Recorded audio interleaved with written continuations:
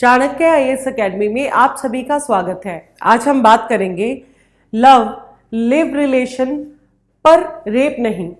हाल ही में Karnataka high court ने live in relationship से जुड़े रेप के एक मामले में आरोपी लड़के को निर्दोष बताकर बरी कर दिया है। इस मामले में हाई कोर्ट ने जो फैसला सुनाया है उसके अनुसार ऐसा संभव नहीं है कि लड़के की सहमति के बिना दोनों 5 साल तक एक दूसरे के साथ रिलेशन में रहे हों। इतने लंबे समय तक इस रिलेशन का चलना ही आईपीसी की धारा 375 और धारा 376 के लगाए गए रेप के आरोपों को कमजोर करते हैं, ऐसा कहना है कर्नाटक हाई कोर्ट का। आइए चलिए देखते हैं कि पूरा मामला क्या है। 12 साल पहले मल्लिकार्जुन देसाई गोदर की मुलाकात रश्मिका नाम की एक लड़की से हुई। इस मुलाकात के बाद धीरे धीरे दोनों के बीच दोस्ती हो गई। पिछले 5 साल से मल्लिकार्जुन अपनी प्रेमिका रश्मिका के साथ लिव इन रिलेशनशिप में रह रहे थे।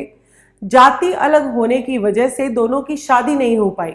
इसके बाद रश्मिका ने मल्लिकार्जुन के खिलाफ आईपीसी की धारा 376, 376 2N के तहत रेप और 354 के तहत छेड़छाड़, 406 के तहत भरोसा तोड़ने, 504 के तहत जानबूझकर अपमान करने, 323 के तहत मारपीट करने और 506 के तहत धमकी देने के आरोप में केस दर्ज करवाया।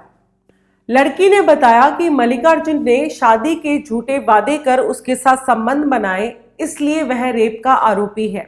मल्लिकार्जुन के बचाव में उसके वकील ने कहा कि दोनों कपल एक दूसरे से शादी करना चाहते थे, लेकिन जाति अलग होने की वजह से मल्लिकार्जुन के प्रयासों के बावजूद शादी नहीं हो सकी।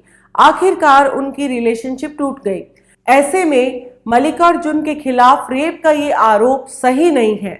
लड़की का आरोप है कि मल्लिकार्जुन ने शादी के झूठे वादे करके उसके साथ संबंध बनाए, जो रेप करने जैसा ही है, जबकि ये आरोप किसी भी तरह से सही नहीं है क्योंकि दोनों ने सहमति से संबंध बनाए हैं।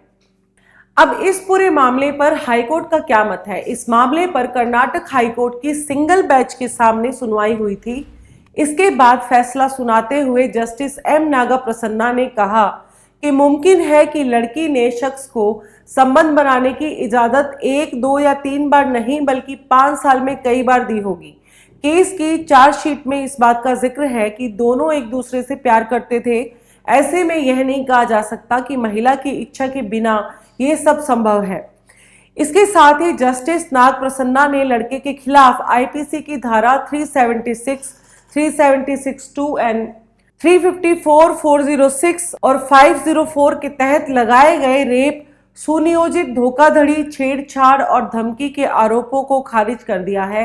हालांकि कोर्ट ने लड़के के खिलाफ सामान्य मारपीट करने के आरोप में आईपीसी की धारा 323 के तहत दर्ज एफआईआर को बरकरार रखा है। इस मामले के सामने आने के बाद बहुत से विवाद छिड़ गए हैं और बहुत से प्रश्न खड़े हो गए हैं। शादी का झांसा देकर संबंध बनाना अपराध है, लेकिन रेप नहीं, ऐसा क्यों है? शादी के लिए झूठा वादा करके संबंध बनाना सिविल और क्रिमिनल अपराध है, लेकिन उसे आईपीसी की धारा 375 के तहत बलात्कार नहीं माना जा सकता। इसके पहले भी केरल हाईकोर्ट समेत दूसरे कई अदालती फैसलों में कहा गया है कि लिव इन रिलेशन से उपजी खटास के मामले में रेप की एफआईआर करवाना गलत है। अगर कोई व्यक्ति लंबे रिश्ते के बाद शादी से इनकार करता है तो उसके लिए रेप का अपराध नहीं बनाया जा सकता। आईपीसी के तहत किसी भी अपराध को साबित करने के लिए मंशा होना जरूरी है, इसलिए सहमति के आधार पर बनाए गए संबंधों को कई साल बाद रेप बनाना आपराधिक कानूनों का दुरुपयोग है। इस लिहाज से कर्नाटक हाईकोर्ट का यह फैसला कानून के मुताबिक है। लिव इन और लव रिलेशनशिप को लेकर 2 मौलिक अधिकार कौन कौन से हैं?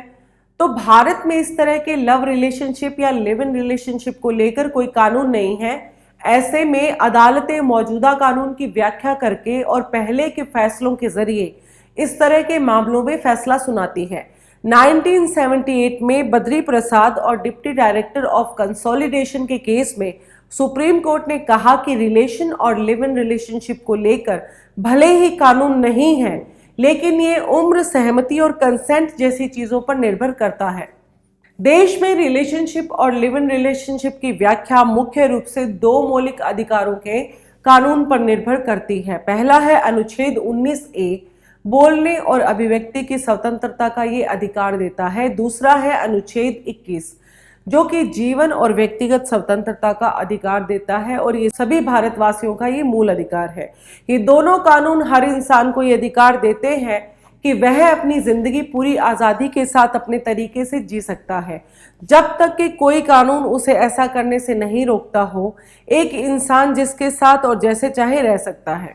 सुप्रीम कोर्ट ने 2006, 2010 और 2013 में 3 अलग अलग मामलों में फैसला सुनाते हुए कहा था कि वयस्क होने के बाद कोई भी व्यक्ति किसी के भी साथ रहने या शादी करने के लिए स्वतंत्र होता है।